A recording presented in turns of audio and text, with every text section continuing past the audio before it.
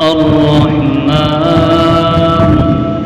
علم القرآن خلق الإنسان علمه البيان. مولانا مظفر حسین کاندھلوی عجیب انسان اللہ نے پیدا کیا تھا. وہ ایک مرتبہ اپنے ایک ساتھی کے ساتھ کاندھلے سے پیدل سفر کر رہے تھے، دہلی جا رہے تھے. تو راستے میں مغرب کی نماز کا وقت آیا تو دیکھا کہ کوئی نماز پڑھنے کی جگہ ملے. تو ایک بستی تھی، وہاں پر دیکھا تو ایک مسجد تو ہے بالکل ویران پڑی ہوئی ہے، گرد غبار میں اٹی ہوئی ہے. تو وہاں انہوں نے کہا چلو یہاں نماز پڑھتے ہیں. نماز پڑھنے کے لیے وہاں داخل ہوئے. کوئی آدمی نہ آدمزاد. اذان دی تو اذان کے اوپر بھی کوئی چل کے نہیں آیا مسجد میں. حضرت نے اس کے اوپر جھاڑو دی، گرد و غبار ہٹایا، اذان وہ پھر جو ساتھی تھے ان کے ساتھ مل کے جماعت کی. بعد میں بڑا افسوس ہوا کہ یا اللہ یہاں پر بستی میں مسلمان بھی موجود ہیں اور اذان کی آواز بھی ہوئی، کوئی بندہ نماز پڑھنے کے لیے نہیں آتا. تو حضرت بستی والوں کے پاس گئے جو مسلمان تھے، ان سے پوچھا کہ بھئی مسجد خالی ویران پڑی ہوئی ہے، آپ لوگ نماز کے لیے نہیں آتے؟ کہا جی بات اصل میں یہ ہے کہ ہمارے جو گاؤں کے جو نواب صاحب ہیں وہ الناس علی دین ملوکہم، تو وہ نماز سے بالکل بے پرواہ ہیں، دین سے غافل ہیں اور آتے نہیں. اگر وہ آنا شروع کر دیں تو ساری بستی نماز کو آ جائے گا. کہا کہ اچھا مجھے پتہ بتاؤ نواب صاحب کا. نواب صاحب کے پاس پہنچے.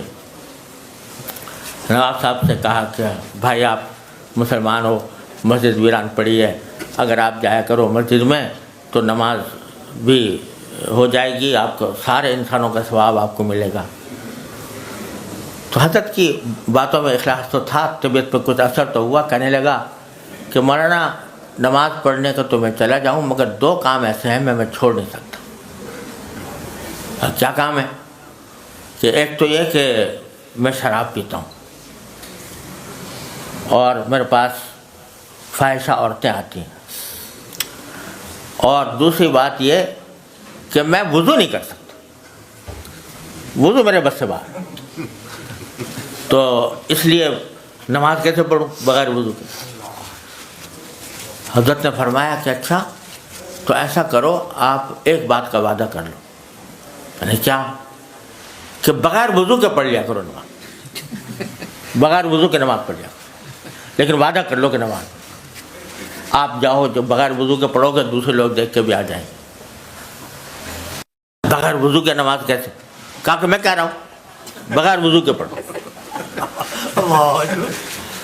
تو اس نے کہا اچھا یہ تو میں کر لوں گا، لیکن بغیر وضو کے میرے سے سمجھ میں آ نہیں رہا. کیسے؟ کہ سمجھ میں آئے نہ آئے آپ مجھ سے وعدہ کر لو بغیر وضو کے پڑھنا.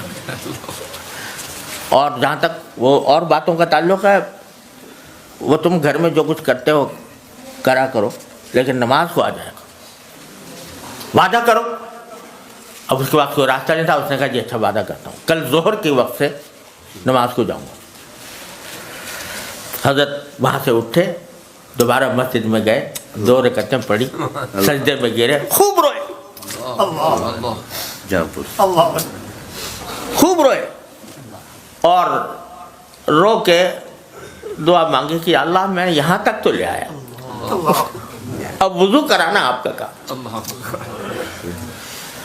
یہ کہہ کر اگلے دن ظہر کا وقت آیا تو نواب صاحب کو وعدہ یاد آیا.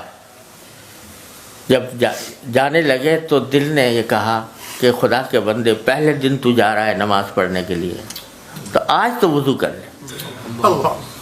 آپ وضو کیا تو غسل کر لے. تو غسل کیا اور غسل کر کے مسجد پہنچے اور نماز پڑھی. اور اس کے بعد اللہ تبارک و تعالی دل ایسا بدلا کہ جو اور خرافات لگی ہوئی تھی وہ بھی چھوڑ گیا.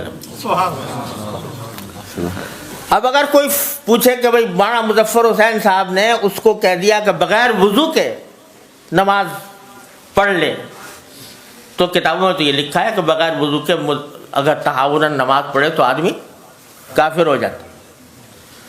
تو تنہا علم کی بات تو یہ تھی، لیکن تفقہ فی الدین یہ تھا.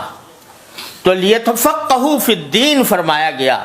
تو فرمایا کہ ہمارا کام، ہم طالب علموں کا کام صرف حروف و نقوش کا علم حاصل کرنا نہیں ہے، دین کی سمجھ حاصل کرنا ہے. کس وقت کس بات کا کیا تقاضا ہے، دین کا کیا تقاضا ہے، اس پر عمل کرنا.